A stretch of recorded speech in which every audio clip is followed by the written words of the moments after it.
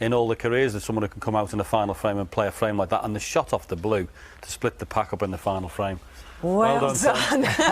Wow. Thank you for that Saturday night entertainment. Absolutely fantastic. We're just talking about the blue in the final frame that really was the making of that 130, Ronnie. But tell us how close you felt yourself to going home tonight. I thought I was out. You know, he's in the balls 20 up, and he's got a monster kick, and I just thought, oh, you know, and I just thought, even then I didn't think I was going to get back into it, to be honest with you, because he looked the stronger QS, and I was making 50s and 60s and just breaking down. Wasn't able to finish the game off in one visit, and I don't know. Listen, I'm gutted for Marco, because you know he's the top lad.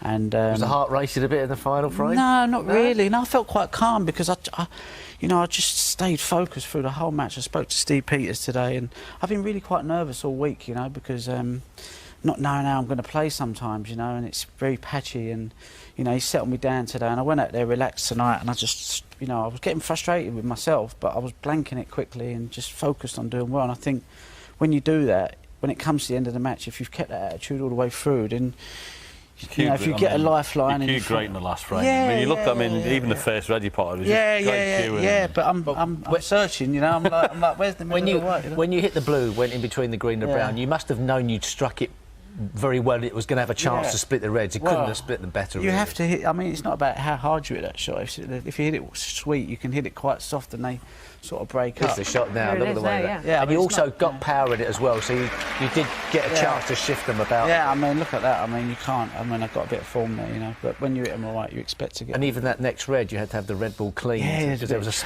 because you don't normally have the ball clean. The refs clean. Yeah, then you're under a bit more pressure. No, there was a bit of mist on the ball. And I thought, he sort of wiped it. I just thought, oh, come on, just get down and pot. You know, just try and pot the balls. But we talk about pressure on it, and obviously you were in the ascendancy, and then suddenly Marco has this massive comeback against you, and he was really had the momentum with him. So when you're sitting in your chair, I know you're talking about being patient, but could you explain to yourself why it just wasn't flowing so well at that point? No, I mean, even Steve Peters can't even you know, he can't even cure me of that one, and nobody can. You know, he's just said to me, look, it's okay searching for perfection, but sometimes, you know, have a bit of perspective. It's not always possible, and you've just got to hang in there.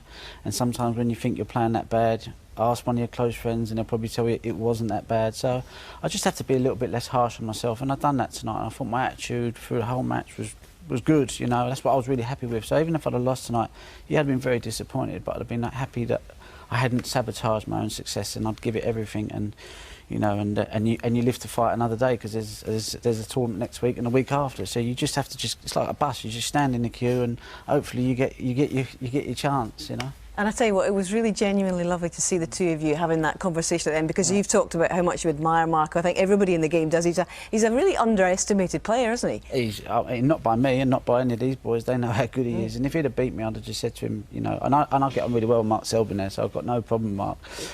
We've done a bit of touring, but I'd have said to him afterwards, believe you can win, because I think with Marco, he has the game.